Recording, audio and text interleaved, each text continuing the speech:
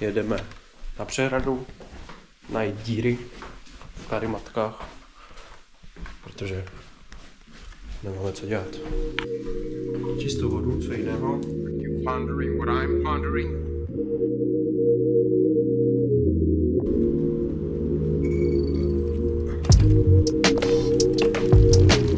Západ sluníčka.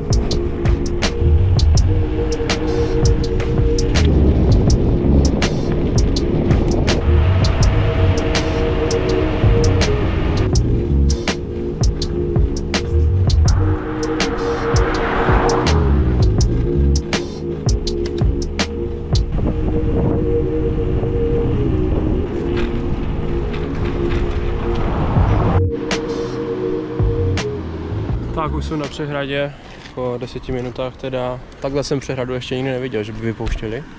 Hustý.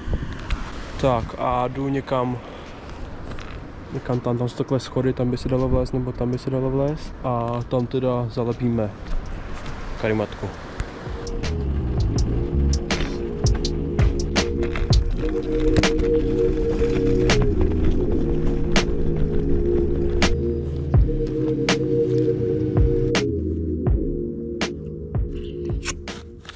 Nebudeme lepit, ale budeme vlastně dávat do vody. Ve vodě najdeme dírky, kde to uchází, vezmeme si fix a doma budeme lepit.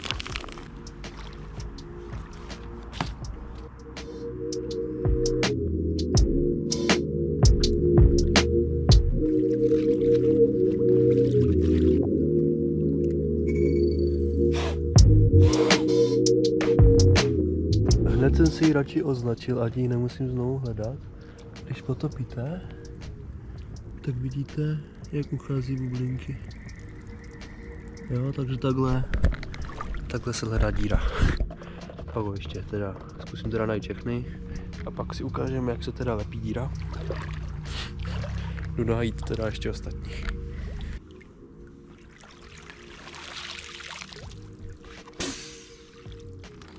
Našla se teda jedna maličká dírka. Doufáme, že to bude jediná. Uvidíme, no. Na jedné jsme našli dírku, a to je žluté. Zrovna elko, na které moc nevyspím velikostně. A jen tady ta černá dírka nebyla, tak zkusím potom ještě doma. Když tak nafoukneme přes večer.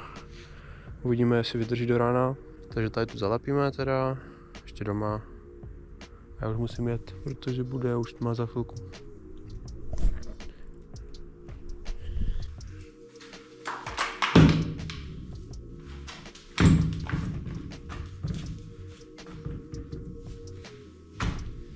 Tak, co uděláme první?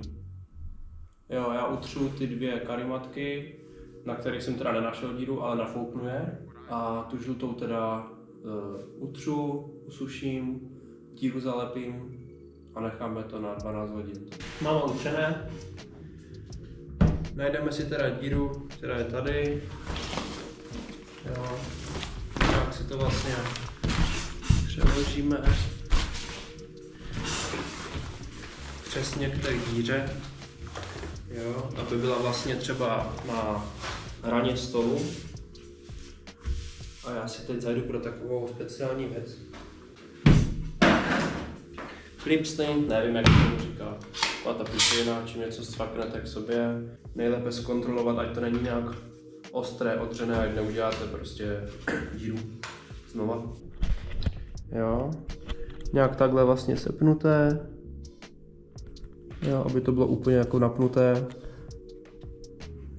Jo, trošičku. Okay. Tak, zkusíme. Jo, vypadá v klidu, budu muset koupit nové, no. Většinou to lepidlo bývá takové víc měkké. Ale necháme to tak, no, ono bývá vlastně měkčí, rozplácne se.